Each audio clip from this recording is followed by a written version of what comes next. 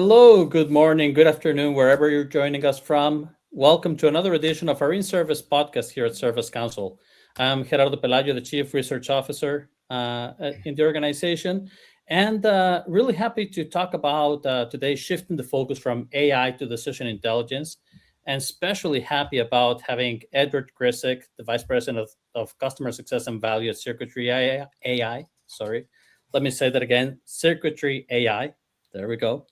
To join me in this conversation, we'll be going through some examples, lessons learned, observations from the industry. Edward has a really interesting background that I'm sure we'll get into. But before we get into all of that, let me quickly tell you why I believe this is an interesting conversation. And AI, obviously, we see that it's very hard to keep it out of any conversation nowadays, right? Both in our personal and professional lives. But the trap that starts to emerge is that talking about AI becomes this massive umbrella. There's too many possibilities, and sometimes that can lead to a lack of focus, or we can get stuck into what's interesting and exciting and new and forget about what's relevant and how we're going to demonstrate that relevance, align what we're doing at what we can do with the priorities of what we're actually trying to achieve and communicate that to others.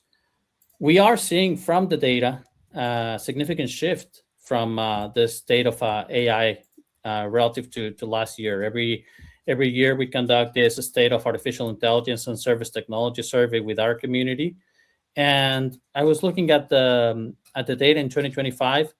Most of the organizations were at the stage of evaluating capabilities, perhaps running pilots. About 50% of them were in the latter stage.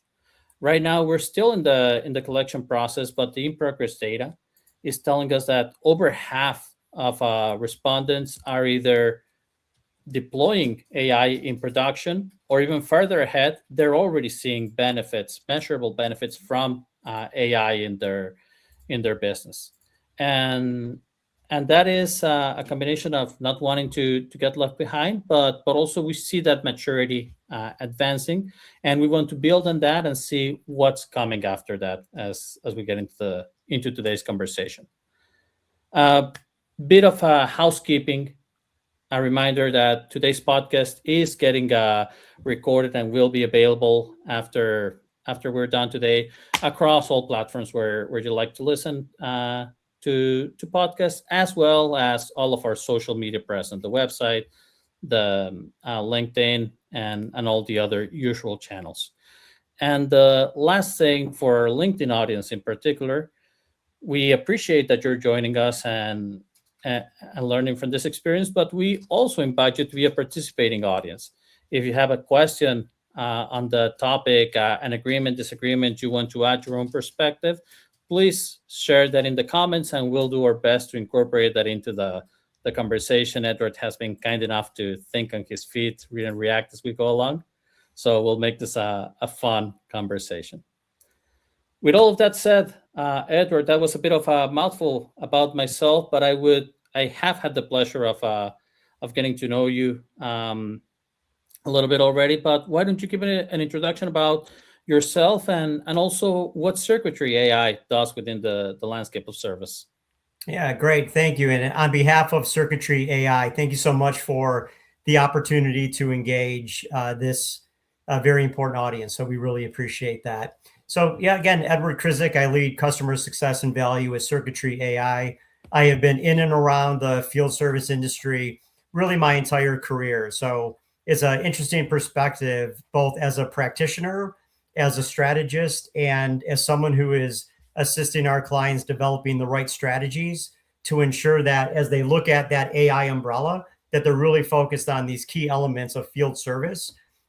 So at Circuitry, we look at AI in a very distinctive way. So we know that in field service, this is the activities that are really impacting the customer value the most, right? It's customer facing, it's driving customer KPIs, it's driving internal KPIs, and really focused on those attributes that make that engagement so important to those customers, focused on downtime, focused on how long is a service call taking to get from point A to, from start to finish and all of that. So the model that we built in light of that is really focused on service, parts, and warranty, right? So three things that maybe in legacy systems would be looked at as separate pillars. What we do is really combine that as one sort of commonality and one aspect of service, but a critical one that for organizations that would be joining this call would be able to focus on, really key metrics and KPIs that I'm looking forward to exploring a little bit more in this conversation. But thinking about it in terms of the standard, first time fix, time on site, and then sort of advancing that through time to competency, right? Because we know that, companies may have staffing challenges, impact on customer downtime, all of those that become that life cycle of that one instance. But that one instance, if you will, is now educating future instances through this concept that we call decision intelligence. Perfect. That's a great segue. And there's two things that I want to call out. I will come back to that decision intelligence concept. I think it's really interesting, but I want to look under the hood and see what do we really mean by that. But you called out these different elements and the importance of integrating them and looking at them as one. And it just triggered the event that we have coming up, our Smarter Services Executive Symposium in Chicago, because the theme this year is the service first enterprise, but building growth through symbiosis. That has come across as an important challenge, but a necessary direction as well, to think of the way that processes, data, technology come together in order for the overall system to be better. There's much more we believe that can be done by looking at it in an integrated picture. Seems that you agree, and I do want to let people know that Edward and the Circuitry team are going to be joining us at the symposium as well. They're going to be conducting a breakout session to interact with the community in this problem-solving environment, as well as sharing a little bit from how the technology landscape is evolving for them. But as excited as I am about the event coming up in September, let me come back to the decision intelligence that you teased out. And that's important because 9 out of 10 of the respondents this year to the Service Leaders Agenda survey say that they plan to increase the role that AI has, or the influence that it has in their service operations. And when we ask, well, what does that mean? The answer starts to get tricky. What elements fall within the scope of decision intelligence for you? Can you elaborate on that and how they interact? Yeah, great question. And I'll also explain it in how these three main components, sort of connecting those dots, right? So in a service call, you have the initial service call. So it may be a self-help opportunity for that customer if you have the right data sources. But if you begin that and follow this path through service, parts, and warranty. So technician is dispatched, they're on site, and all the information that they need, whether it's a serialized asset, whether it is a make and model of a piece of equipment, whatever you're working on, if you're using this decision intelligence and replace AI with decision intelligence. So if you're using this decision intelligence, you're getting the right data sources, you're getting, the history of the service call, all that intel in a fraction of a second. So the technician has the best information, the most updated information at their fingertips. So that's the service aspect. Now I know how to fix this particular, this part, this piece of equipment. But the second layer to that is it's now sort of self-determining. Well, we know that a large percentage of this particular service activities will result in a part replacement. So now the decision intelligence is giving you the right data points to say, you have that part in your inventory. And just in case, we're going to pull up that quick knowledge and make sure that you understand, how to get to that very quickly without having to go back to asking yet another question. It would intuitively give you that insight. And then the third layer, which, sometimes gets put off to the side, or sometimes it's a completely different team. But now it's going to inform that warranty team, hey, this is a part that is warranty compliant, so it will begin that process as well. So instead of managing this as 3 different functions, service, parts, and warranty, it becomes one service activity that is driving customer value because you're impacting downtime. It's providing the right financial efficiencies internally because you're spending less time on site. You're probably going to decrease truck rolls by a significant portion as well. And you're going to make sure that you don't leave any money on the table by not following the adjudication process on the warranty side. There is great value in all of that. The other part of that, though, I mean, that's the sort of functional, transactional, this is good for field service. But by incorporating that and adding the self-help elements for the customer, letting them have that as an experience with your company and your brand name, I firmly believe that that is a leverage for growth, right? That says that you're going to gain market share because you're providing not just advanced technology, but a solution that will directly impact their downtime.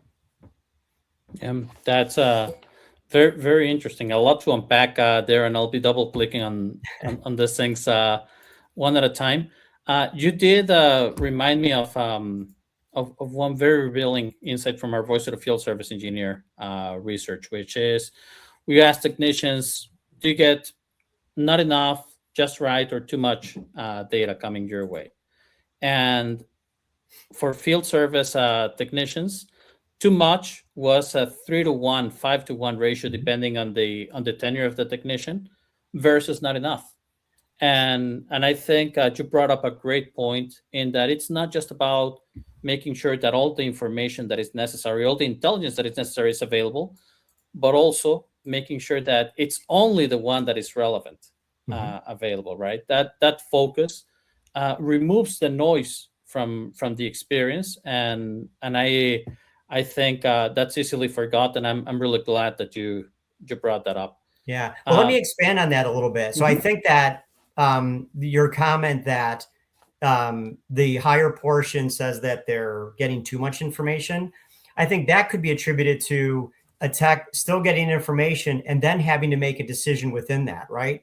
Like, because what we find is when you take all the disparate information, so you've got learning management systems, previous service calls, emails, manuals, all of that, right? So we collect all of that and we make sure that the technician gets the best information at the right time. But in that context, you will find competing information. You may find hit the red button, hit the blue button, right? You could have that.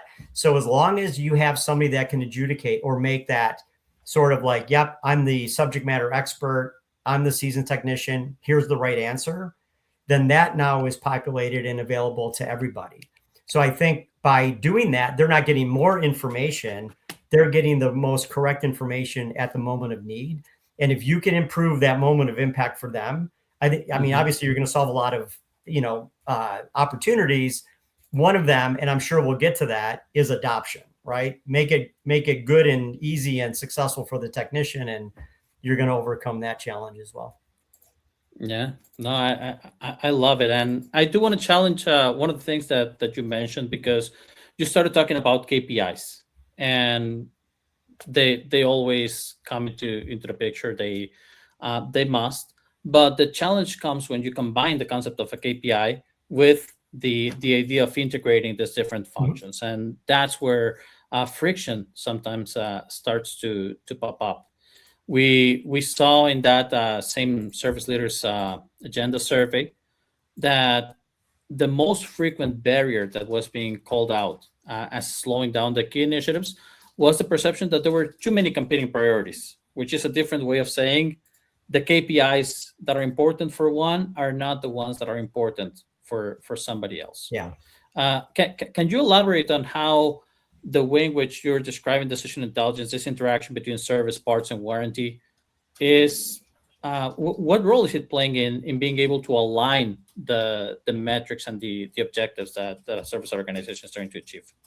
Yeah, I think that's great. I think when you think of KPIs, I think by sort of breaking down the walls in between those three, functions of service, parts, and warranty, I think inherently you'll see how the dependency between the three, right? Because it does become one service activity that field technician is accountable to and responsible to. So I think if you follow that path where, by reducing the time on site or improving first time fix rate and ensuring that you have the right parts, those two are tied together, right? Because a first time fix could have a dependency on, I don't have the right part. But if you have that predictive model that says you 100% have the right part because you've checked it prior to, I think that's going to improve both of those KPIs. So the service leaders in those two organizations, I would believe, would work closer together. And I think on the warranty side, not only is that driving productivity, but there is a lot of financial gain in that aspect of it. So if you have somebody who's measured on financial performance, which everyone's measured on financial performance, I think that they're going to inherently take more of an interest in what's happening in that service activity. Because again, you have that sort of one face of the customer, which is that technician who has that direct input on all of that. But it all comes down to, does that person have the right intel at that moment's notice? Are they able to validate the parts, and are they able to dispatch the right sort of part activity? And then how does that automatically feed into the warranty process? I think by just combining that, you would have, if it's three separate leaders, they'd be focused on the KPI and the performance. If it was one leader, they would see how by pulling or focusing on one lever is going to add to, say, organizational or enterprise success. Yeah, no, great way to explain how they connect. I want to bring up this comment that I see from colleague John Carroll, giving you praise for this time of need context, and I do believe it's something that needs to be highlighted, and it connects to a conversation that John coined this term, adaptive guidance. I'll leave the definition for everybody to see on the chat. It's a little bit long for the ticker here, but in a nutshell, it's this intelligent orchestration of knowledge, people, AI, the different learning modalities to help an individual complete a task. So going back to that time of need concept that you talked, the other thing that resonated deeply on top of the how they can help each other, this metrics, is the shared visibility. One red flag that we saw from our state of supply chain survey is it was close to 40% of supply chain leaders that were not actively tracking the impact of service parts on first time fix, for example. Mm-hmm. And so that there's a connection, and service parts is measuring availability, service is measuring first time fix. But if there is not that shared visibility, that agreed upon intelligence on the connection between the two, then the efforts and the coordination as a result are going to struggle. So again, great points. Yeah. While we're in the topic of roadblocks and barriers, I don't know why I woke up with a glass half empty mindset, perhaps, but the ROI clarity is another challenge that I hear quite often in the community, right? How, in particular, when it comes to AI implementations. Can you share perhaps some examples of how you're seeing this conversation take place for an application that is for the most part new for everybody? What's working? How are you yourself addressing this challenge? Yes, to me, it's all about that initial strategic alignment, right? Discovery is the key aspect of our business model. I think really understanding a few elements of a prospect or a customer's business, right? Like what's driving the current decisions today? What are the baseline metrics, right? The first time fix and those type of things, and being able to share examples of where we've implemented our solution and they've gotten the benefits that were expected. So focusing on that. But another aspect of that is really understanding what that company culture is, right? What is that culture around change management? What is that culture around bringing in something new and having it accepted, adopted? How are you measuring the success? And how does that translate to individual and team performance within that environment. So I think if you begin that, it's sort of that old adage, an hour of preparation is worth 8 hours of work. Is absolutely worth the time to sit in the room, roll up your sleeves, and really identify that, and then sort of determine what are the milestones and the ingestion points that Circuitry.ai can have this role. What are the challenges around the disparate information? And we know what they are, right? There's years and years of these data points. Sometimes it's drawn upon, sometimes it's not. Most of the time we see that information is not repurposed. It's in a system over here. So if we can draw on that, and we're allowed that access, then I think that that becomes the overall part of the ROI. But I really do believe that establishing the relationship, understanding the culture, the processes, and then coming up with realistic targets. So if you think of it in, what would happen in the first 30 days to make improvement, and then we would go in and really, ensure that there's a good internal and external marketing plan around that, because it's a great way. It's a great solution to present to customer base. What are some strategies internally to have a really, big successful kickoff? So is it a C-level video that says, hey, we're bringing in this great technology and this is what we expect? It's all of those things that would align with that company culture. But if we begin there, then what we find is that we're going to get ROI within 30 days. So you absolutely will get some quick wins. And then you look at the 60 days where you're really sort of incorporating this into the workflow and expanding the workflow. Maybe you start with service, now you're into parts. And then eventually, and within, say, 12 to 18 months, you see a difference in the financial performance. That's when the true financial ROI, because it's now part of the company DNA. You're driving in on every call activity. The techs feel great because their success rate is improving. Their stack ranking internally is improving. So I think that there are certainly some carryover elements to that as well. But I think that's, the preparation aspect of it, making sure that it's aligned with strategy and having this sort of consistent team step by step that really cares about that, the combined success, making sure that the cultures are aligned, that the right milestones are set. And then if something needs any adjusting along the way, that, there's a credibility relationship where you can have some, tough conversations around adoption or around, technology glitches or what have you. But the ROI is there, right? At any time that you can impact, key things. So the customer facing, first time fix and all that. But think about it from a tech utilization standpoint, right? I mean, there's a lot of headcount concerns in the field service marketplace today. So if you can replace some open headcount with this sort of a concept and improving tech utilization, I think that there's value in that.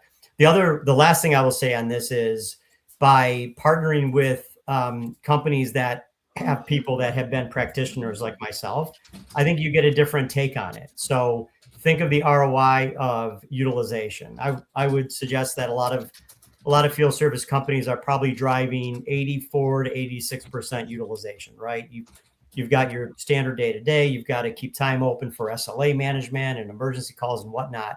But if you can take that 80, let's call it 85%, and if you can move that to 92% without adding headcount, it's all efficiency. That's all ROI.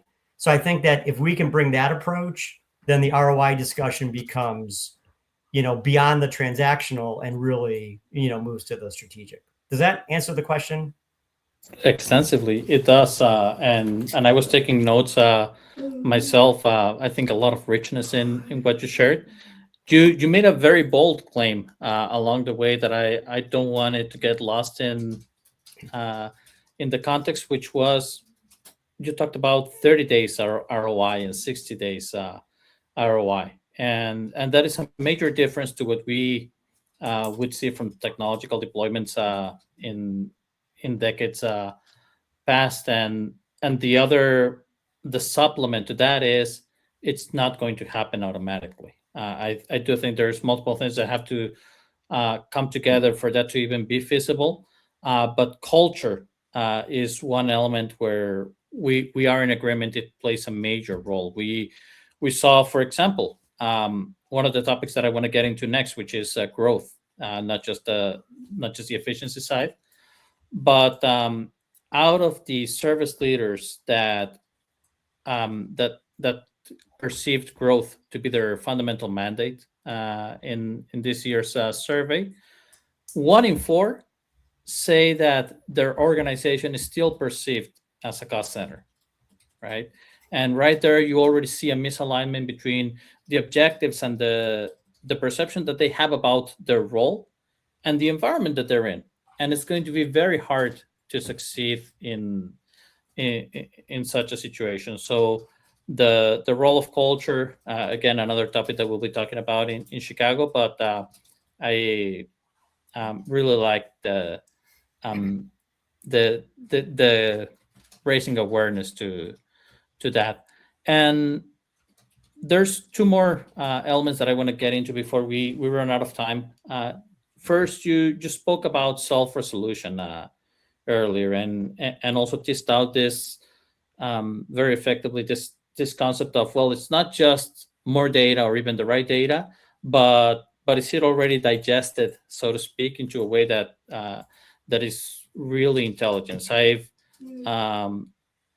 used the term density of intelligence as something that we should pursue, that might even be a metric of how much insights am I getting relative to the volume of data that I'm exposed to. So as you bring these concepts together, the experience that you have, any examples that that come up, or any fundamental concepts where you're seeing this shift from data volume and the fear of technical debt, perhaps, which is a lingering one, towards achieving this higher density of intelligence, whether it's for the self-resolution side of the house or technicians, your pick. Yeah, I would say I love that question, because I don't think that companies would perceive having a data issue, right? There is a lot of data. It really is a density issue, right? What are you doing with that data? Like, have you come up with a way to repurpose it or to even monetize that? So this is a great question, because I think it also ties in, the 1 in 4 looking at this as a cost center. I absolutely believe that these are revenue generating centers to me. I think field service, if applying the principles of decision intelligence, if you do that, I think it becomes a revenue center, a profit center, and continues to be, because these are really big organizations within the company base itself, right? So this is certainly key. But on the data and density side, so imagine having years and years of disparate information, right? And I mentioned earlier, it's sitting in a lot of different buckets. So HR may have accountability to learning management systems. You've got, emails that are just sort of floating out there that would have information that would be interesting. You've got insight from techs that have been doing it for 25 years, all of that. But there is a way that was very frictionless that you could combine all of that and get the right output at the right time, at that time of need or moment of impact, then the density of the data is now condensed to one activity. And that activity is, I'm a technician. I've got a customer who is experiencing downtime. All I want is the best insight that I can get in this very moment, in this big moment of need. I think that's where the density and obviously you're pulling from multiple sources. So I think that's where you're shifting.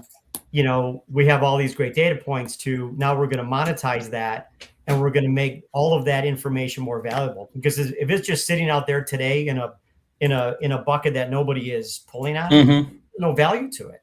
If you combine it and let the system sort of, self-determine that this is the decision intelligence that you need to impact that customer, there's value in that.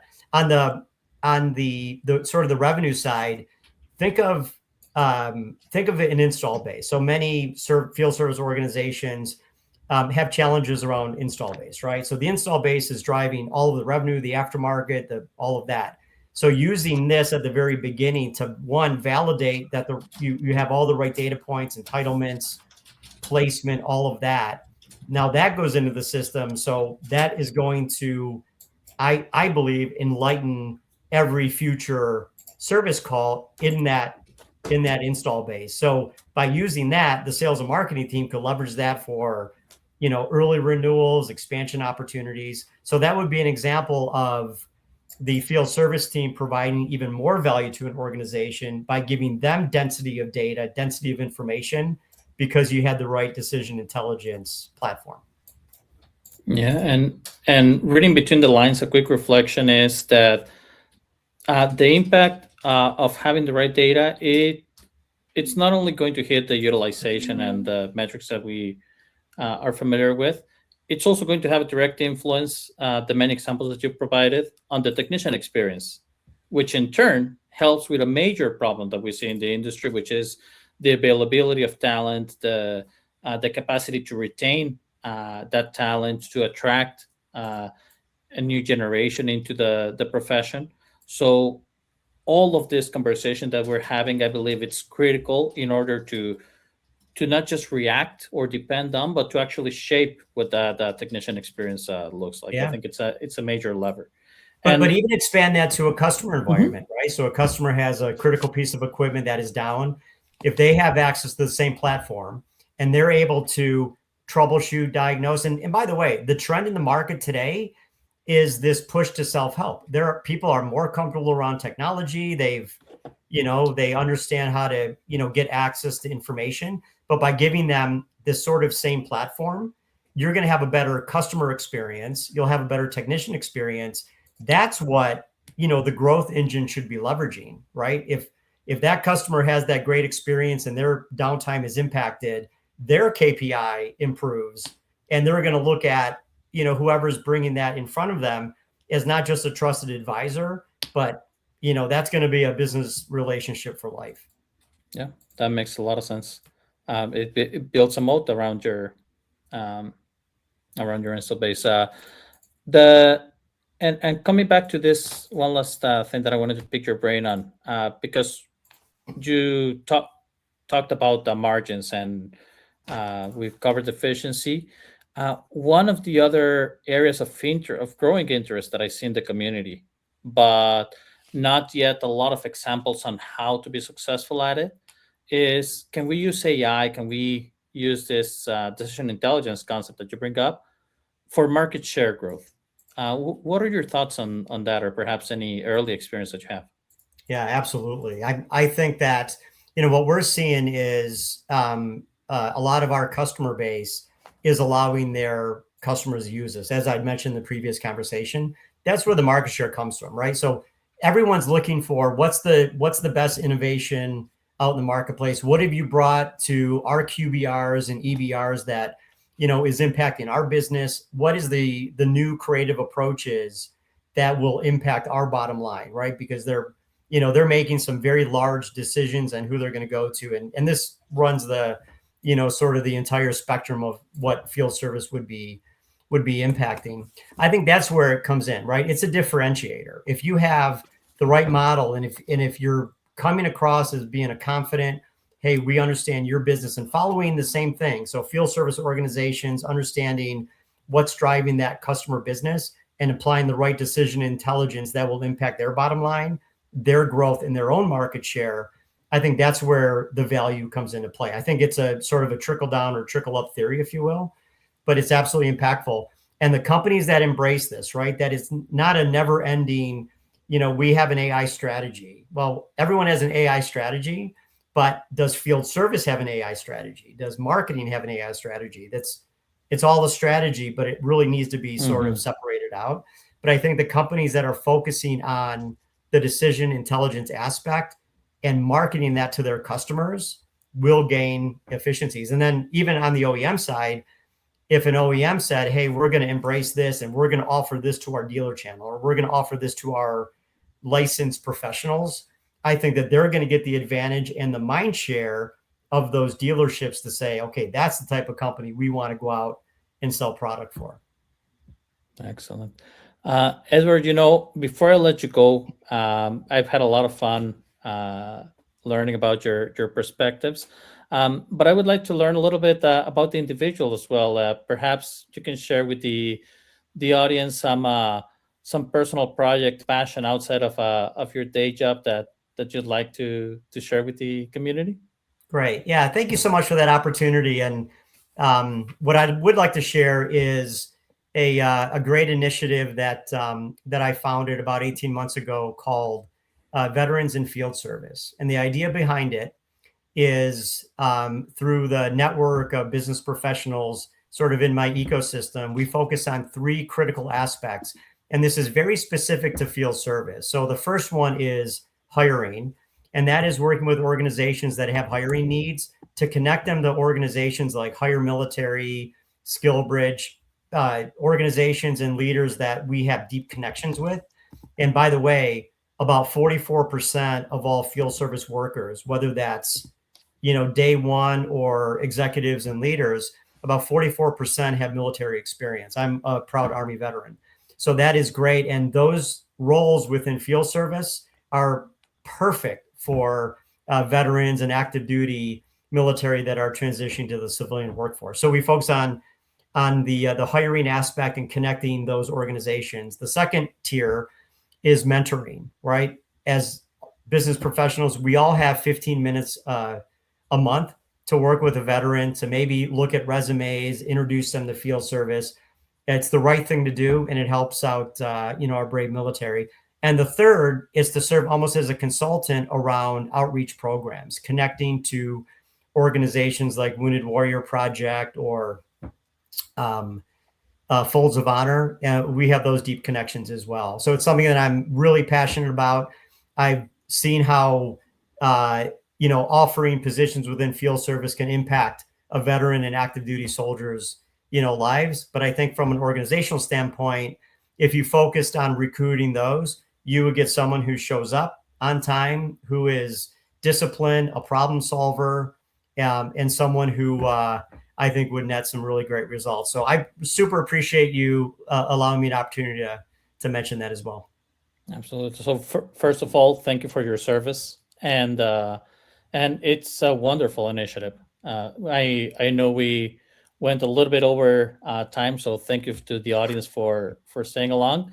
But I think both on the latter and all of the insights that you shared earlier around decision intelligence and its applications, this concept will resonate with a large part of our community. So thank you once again for coming to the studio, sharing your experience with us. Thank you to our audience for joining us once again. A reminder that today's podcast was recorded and it will be available across the usual channels. And we'll see you in our next instance, and looking forward to seeing many of you in Chicago. If you haven't booked a hotel, do it quickly. We are almost sold out for the second time on our hotel block. So don't hesitate there. Have a great rest of the week. Thank you, Edward, once again. Thank you. Be well.